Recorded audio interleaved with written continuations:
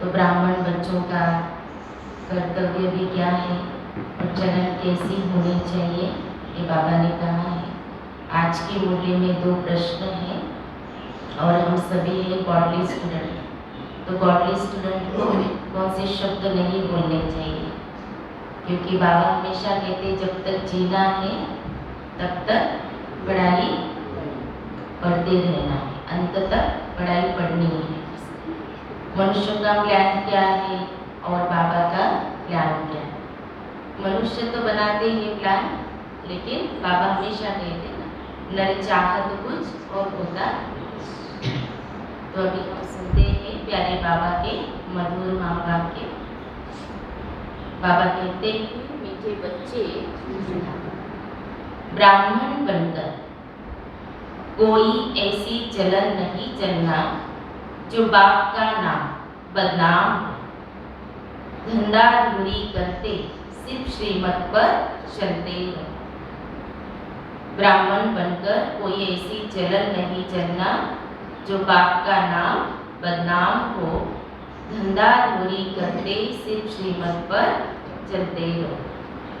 पहला प्रश्न है, गॉडली स्टूडेंट के मुख से कौन से शब्द नहीं निकलने चाहिए। गॉडली स्टूडेंट के मुख से कौन से शब्द नहीं निकलने चाहिए। उत्तर है, हमें पढ़ाई पढ़ने की फुर्सत नहीं है, यह शब्द तुम्हारे मुख से नहीं निकलने चाहिए। बाप कोई बच्चों के सिर पर आपदा अर्थात बोझ समस्या नहीं डालते, सिर्फ कहते हैं सवेरे सवेरे उठ, एक घड़ी आधी घड़ी मुझे याद करो और पढ़ाई पढ़ो। दूसरा प्रश्न है, मनुष्य का प्लान क्या है और बाप का प्लान क्या है। उत्तर है, मनुष्य का प्लान है सब मिलकर एक हो जाए, नर चाहत कुछ और बाप का प्लान है झूठ खंड को सचखंड बनाना। तो सचखंड में चलने के लिए जरूर सच्चा बनना पड़े। मुरली में गीत बजा है, आज के इंसान को क्या हो गया, उसका पुराना प्यार कहीं हो गया। ओम शांति। बच्चे भी कहते हैं ओम शांति। आत्माएं कह सकती है इस शरीर द्वारा ओम शांति। अहम आत्मा का स्वधर्म है शांत, यह भूलना नहीं है। अहम आत्मा का स्वधर्म है शांत, यह भूलना नहीं है। बाप भी आकर कहते ओम शांति। जहाँ तुम बच्चे भी शांत रहते हो, वहाँ बाप भी रहते हैं। वह है हमारा शांति धाम व घर। दुनिया में कोई भी विद्वान आचार्य इन बातों को नहीं जानते, कह देते हैं आत्मा सो परमात्मा। आत्मा का भी किसको ज्ञान नहीं है कि आत्मा क्या है। आत्मा है ये मालूम है, लेकिन आत्मा का ज्ञान नहीं है। आत्मा के अंदर मन बुद्धि संस्कार ये सूक्ष्म शक्तियां हैं। आत्मा सतोगुणी है, ये किसी को मालूम नहीं है। इतनी करोड़ आत्माएं स्टार मिसल है, हर एक आत्मा में अपना अपना अविनाशी पार्ट ढूंढा हुआ है, जो समय पर इमर्ज होता है। ये बाप बैठ समझाते हैं। बाप भी जीव आत्मा बनने बिगर जीव आत्माओं को समझा न सके। बाप भी जीव आत्मा बनने बिगर जीव आत्माओं को समझा न सके। साकार में जब बाबा शरीर का आधार लेते हैं तभी ये ज्ञान देते। मुझे भी जरूर शरीर चाहिए ना। शरीर तब लेना होता है जब रचना रचनी होती है। प्रजापिता ब्रह्मा द्वारा रचना करते हैं। रचयिता तो है निराकार शिव। प्रजापिता ब्रह्मा द्वारा ब्रह्मा कुमार कुमारियों को समझा रहे हैं, शूद्रों को नहीं समझा रहे। किसको समझा रहे बाबा? ब्राह्मणों को। अब हमारा है ब्राह्मण वर्ण। पहले शूद्र वर्ण में थे, उनके आगे वैश्य वर्ण, क्षत्रिय वर्ण। दुनिया इन बातों को नहीं जानती है। बरोबर ब्राह्मण सो देवता, फिर क्षत्रिय, वैश्य, शूद्र, ब्राह्मणों की चोटी है। तो बाबा कहते आगे ब्राह्मण गौ के फूल जितनी चोटी रखाते थे। तुम बाजोरी खेलते हो, मैं तो नहीं खेलता हूँ। इन वर्णों के चक्र में तुम आते हो, इतनी सहज बात है। तुम्हारा नाम ही है स्वदर्शन चक्रधारी। बाकी शास्त्रों में तो क्या क्या बातें लिख दी हैं। तुम समझते हो हम ब्राह्मण ही स्वदर्शन चक्रधारी बनते हैं, परंतु यह अलंकारों की निशानी देवताओं को दी है, क्योंकि वे संपूर्ण हैं, गुणों को ही शोभते हैं। इस नॉलेज को धारण करने से तुम भी चक्रवर्ती राजा बनते हो। अभी सम्मुख बैठे हो। यह है रुद्र ज्ञान यज्ञ। तो यज्ञ में ब्राह्मण जरूर चाहिए। तो बाबा कहते शूद्र यज्ञ रच नहीं सकते, रुद्र शिव बाबा ने यज्ञ रचा है, तो ब्राह्मण जरूर चाहिए। बाप कहते हैं मैं ब्राह्मण बच्चों से ही बात करता हूँ। इतना बड़ा यज्ञ है। जब से बाप आए हैं, आते ही यज्ञ रचा है, और इसको कहा जाता है राजस्व अश्वमेध अविनाशी रुद्र गीता ज्ञान यज्ञ। अश्वमेध अर्थात स्वराज्य स्थापन करने अर्थ। कहाँ आते हैं बाबा? भारत में सतयुगी स्वराज्य रचते हैं। ये शिव ज्ञान यज्ञ कहो व रुद्र ज्ञान यज्ञ कहो, सोमनाथ मंदिर भी उनका ही है। एक के बहुत ही नाम है। इनको यज्ञ कहा जाता है, पाठशाला नहीं कहा जाता। बाप ने रुद्र ज्ञान यज्ञ रचा है। यज्ञ को पाठशाला नहीं कहेंगे, ब्राह्मणों द्वारा यज्ञ रचा जाता है। तो बाबा कहते हैं ब्राह्मणों को दक्षिणा देने वाला दाता भोलानाथ है, उसको कहते ही है शिव भोलानाथ भंडारी। तो अब तुम सम्मुख बैठे, बाप दादा ने बच्चों को एडॉप्ट किया है। यह है बड़ी मम्मा। कौन? फिर माताओं की संभाल के लिए मम्मा मुकर्रर की जाती है, वह सबसे तीखी जाती है। इनका पाठ है मुख्य, वह है ज्ञान ज्ञानेश्वरी जगत अम्बा। महालक्ष्मी को ज्ञान ज्ञानेश्वरी नहीं कहेंगे। लक्ष्मी माना धन देवी। कहते हैं ना इनके घर लक्ष्मी है, अर्थात लक्ष्मी है अर्थात संपत्ति बहुत है। लक्ष्मी से संपत्ति ही मांगते हैं। 12 मास पूरा हुआ तो आह्वान करेंगे, जगदम्बा सबकी मनोकामनाएं पूरी करती है। बच्चे जानते हैं जगत अम्बा है प्रजापिता ब्रह्मा की बेटी। इनका नाम है सरस्वती। एक ही नाम बस है। मम्मा है तो बच्चे भी है। तुम शिव बाबा द्वारा नॉलेज सुन रहे हो। इनको बाप ने आकर एडॉप्ट किया है, नाम रखा है ब्रह्मा। कहते भी है मैं पति शरीर में आता हूँ। शास्त्रों में भी यह कोई बातें नहीं है। तुम जानते हो नई दुनिया के लिए हम पुरुषार्थ कर रहे हैं। कांटे से फूल बन रहे।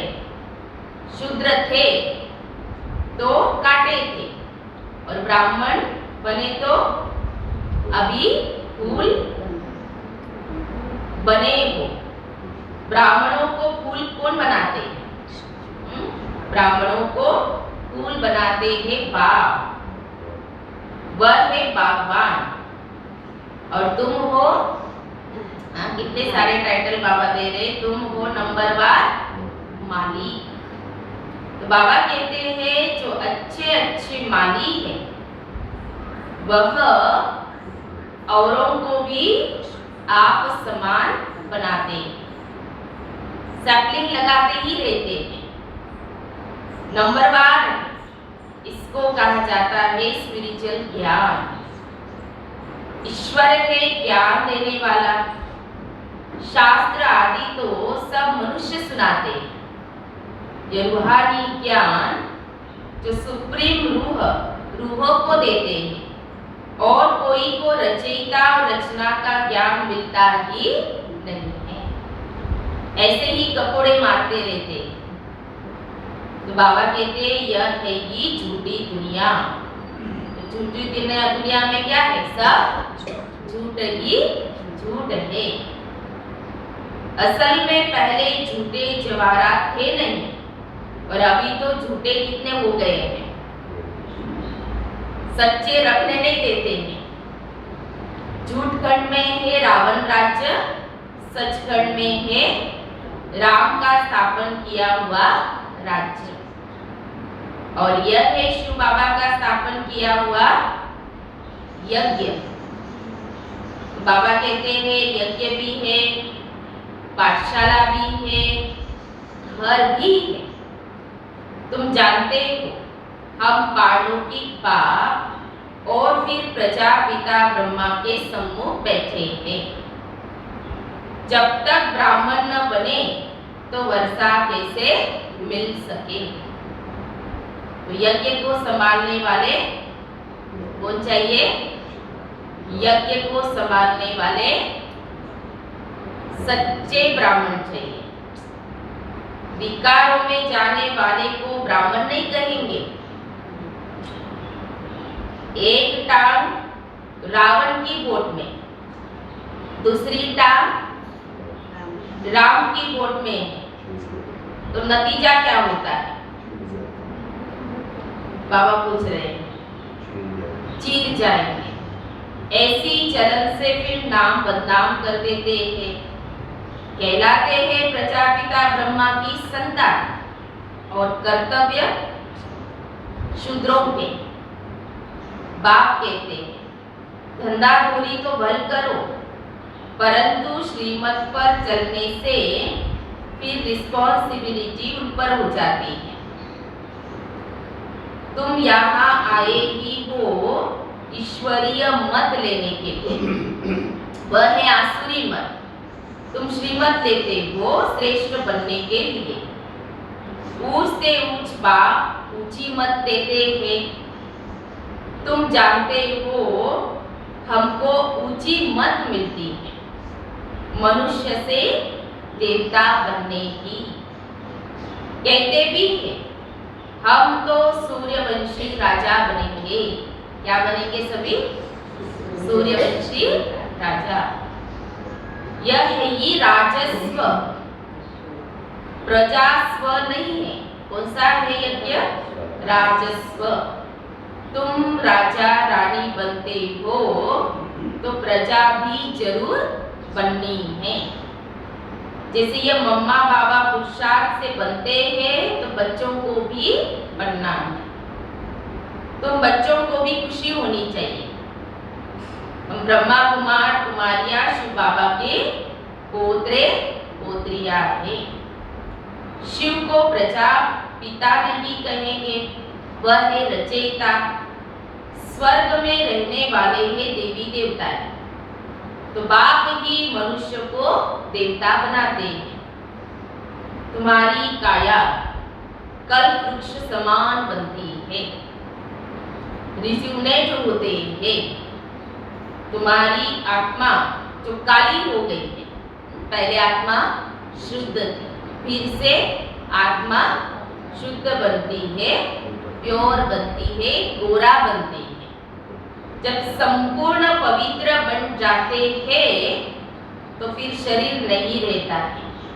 इसलिए ही भूंबर को आग लगती है, इसमें सबका विनाश हो जाएगा। इसीलिए गायन क्या है, राम गयो रावण भी गयो, रावण गया सब चले जाते हैं। यह है बेहद की बातें, यह बेहद का आइलैंड है।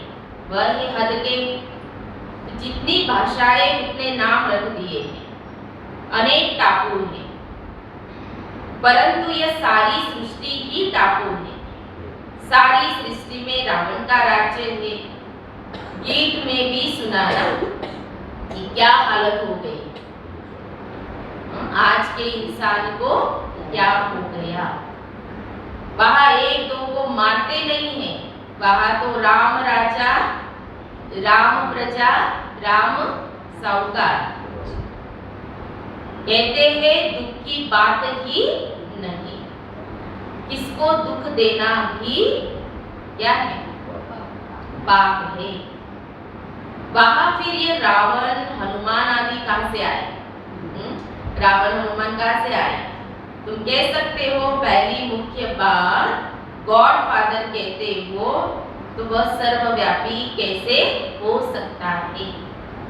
फिर तो फादरहुड हो जाता है, सब फादर ही फादर तो हो न सके।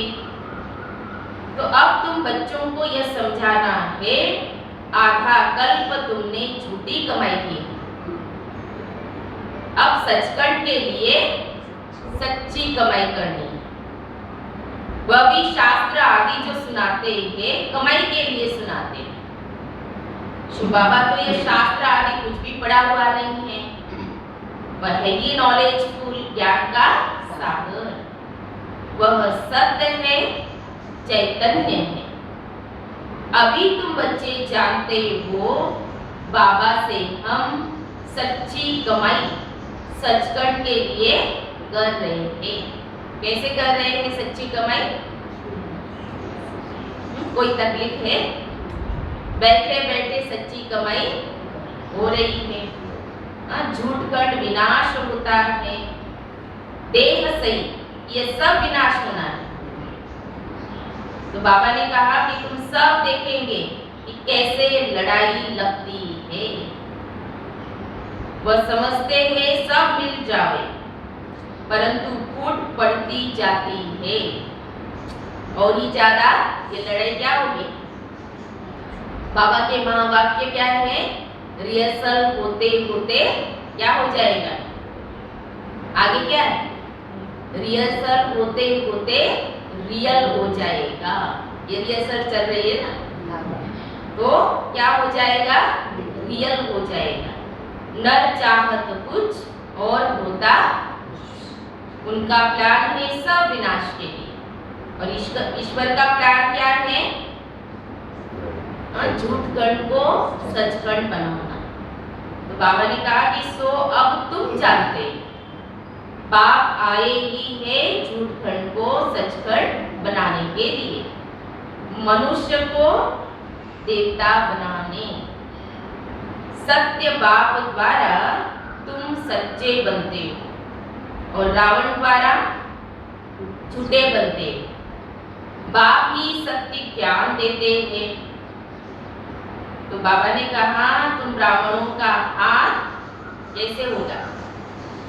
तुम ब्राह्मणों का हाथ भरतू होगा। दुनिया में तो क्या गाते हैं? खाली हाथ आए थे, खाली हाथ जाना। और ब्राह्मण बच्चे कौन सा गीत गाते हैं? झोली भरकर जाएंगे। भरतू भी आए थे और भरतू होकर ही जाएंगे ना। बाकी शूद्रों का हाथ खाली ही रहेगा। तुम जानते हो हम सो देवी देवता बनेंगे। अब बाप सिर्फ कहते हैं गृहस्थ व्यवहार में रहते कमल फूल समान बनो और मुझे याद करो। याद क्यों भूलनी चाहिए?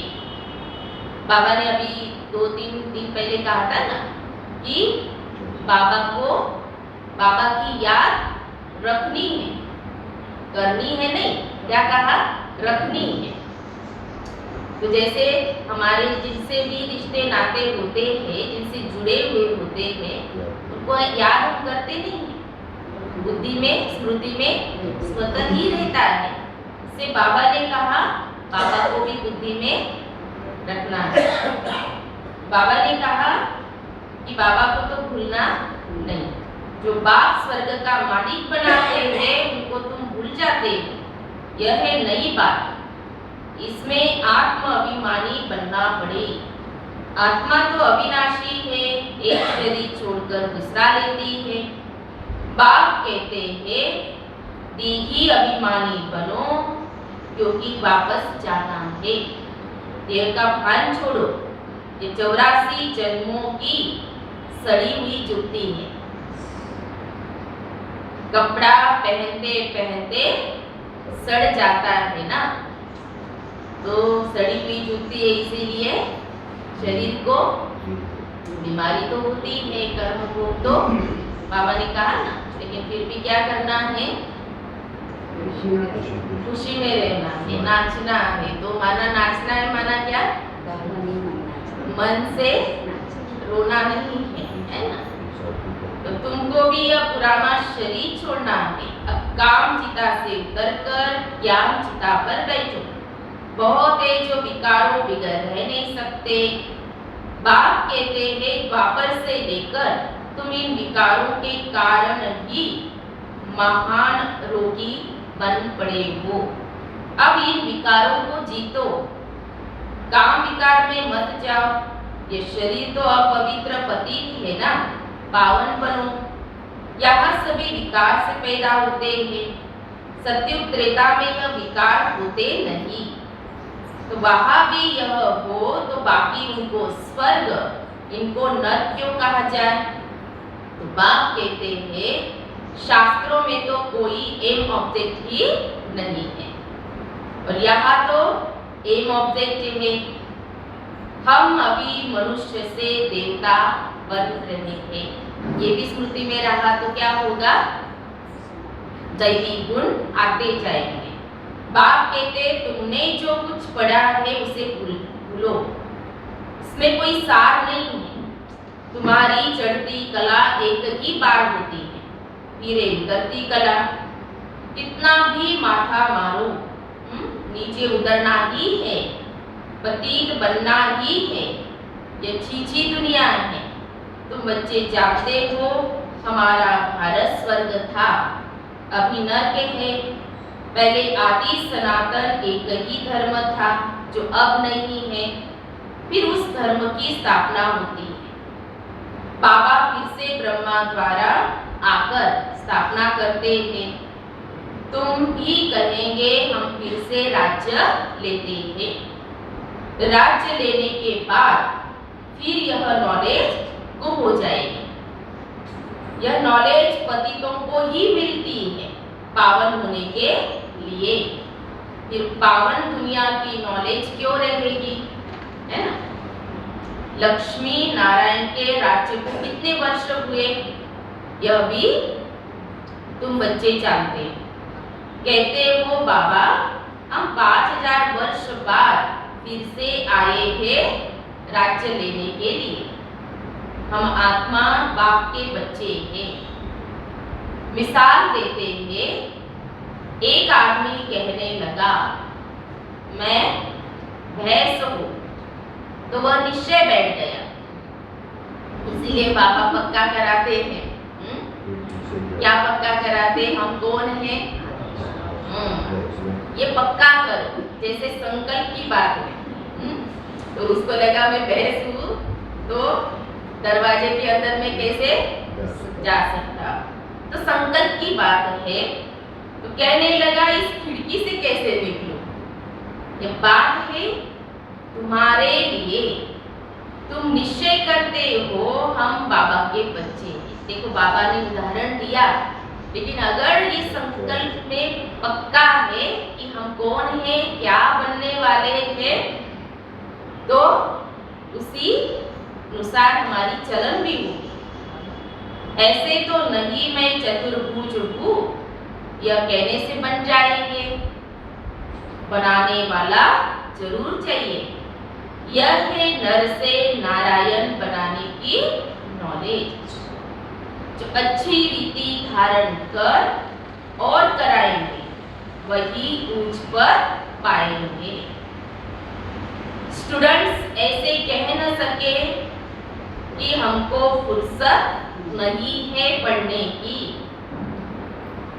फिर तो बाबा ने कहा जाकर घर बैठो, पढ़ाई बिगर वर्षा मिल न सके। गॉड फादरली स्टूडेंट्स फिर कहते हैं फुर्सत नहीं, बाप का बनकर फिर फारकती दे देते हैं। तो बाप कहेंगे तुम तो महान मूर्ख हो, एक घड़ी आधी घड़ी तुमको फुर्सत नहीं है। अच्छा, सुबह को सवेरे बैठ बाबा को याद करो। सारा दिन नहीं मिलता है तो बाबा कहते हैं सुबह को बैठ बाबा को याद करो। कोई आपदा सिर पर नहीं डालते हैं। सुबह उठना माना कोई, बाबा कहते कोई आपदा सिर पर नहीं डालते, बाबा को याद करना। सिर्फ सवेरे उठ बाप को याद करो और स्वदर्शन चक्र फिराओ। औरों का नहीं तो अपना कल्याण करो। रहे दिल बन, जितना औरों का कल्याण करेंगे तो उच्च पद पाएंगे। बड़ी जबरदस्त कमाई है। जिसके पास बहुत धन है वह कहते हैं, क्या कहते हैं? फुर्सत नहीं। साहूकारों को वहां गरीब बनना है और गरीबों को साहूकार बनना है। सबसे जास्ती रोने वाला कौन? बाबा कहते हैं सबसे जास्ती माताएं रोती हैं, उनको हंसाने वाला बनना है। तो बाबा कहते हैं बाबा का बनने के बाद नहीं, लेकिन उससे पहले की बात।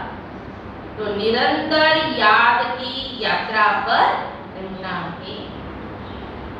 मधुबन में शांति है तो बहुत कमाई कर सकते हैं। लास्ट में बाबा ने कहा मधुबन में शांति है तो बहुत कमाई कर सकते हो। कल उषा दीदी जी का क्लास था ना, तो उन्होंने ये भी कहा था मधुबन में आते हो तो कमाई करो, इधर उधर घूमो मत, है ना। अंबाजी जाए, इधर जाए उधर जाए, घूमने फिरने में ही टाइम चला जाता है। मधुबन में आएंगे तो क्या करो? कमाई करो। अच्छा, मीठे मीठे सिखी लदे बच्चों प्रति माता पिता बाप दादा का याद प्यार और गुड मॉर्निंग। रूहानी बाप की रूहानी बच्चों को नमस्ते। रूहानी बच्चों की रूहानी बाप दादा को याद प्यार और नमस्ते नमस्ते नमस्ते। ओम शांति ओम शांति ओम शांति। शुक्रिया बाबा। फिर एक धारणा के लिए मुख्य सार, आज की मुरली का सार 2 पॉइंट में। पहली पॉइंट है सचखंड के लिए सच्ची कमाई करनी है, आत्म अभिमानी होकर रहना। इस सड़ी हुई जुत्ती शरीर का अभिमान छोड़ देना है। दूसरी पॉइंट, रहे दिल पर अपना और दूसरों का कल्याण करना है। सवेरे सवेरे उठ बाप को याद करते स्वदर्शन चक्र फिराना है। प्यारे बाबा का वरदान है, शुभ भावना से व्यर्थ को समर्थ में परिवर्तन करने वाले होली हंस भव। शुभ भावना से व्यर्थ को समर्थ में परिवर्तन करने वाले होली हंस भव। स्टार है होली हंस उसे कहा जाता जो नेगेटिव को छोड़ पॉजिटिव को धारण करे। देखते हुए सुनते हुए न देखे न सुने। नेगेटिव अर्थात व्यर्थ बातें, व्यर्थ कर्म न सुने, व्यर्थ कर्म न सुने, न करे और न बोले। व्यर्थ को समर्थ में परिवर्तन कर दे। इसके लिए हर आत्मा के प्रति शुभ भावना चाहिए। शुभ भावना से उल्टी बात भी सुलटी हो जाती है। इसलिए कोई कैसा भी हो, आप शुभ भावना दो। शुभ भावना पत्थर को भी पानी कर देगी, व्यर्थ समर्थ में बदल जाएगा। तो बाबा ने कितना बड़ा शस्त्र दिया है, शुभ भावना। स्लोगन है, अतीन्द्रिय सुख की अनुभूति करनी है तो शांत स्वरूप स्थिति में स्थित रहो।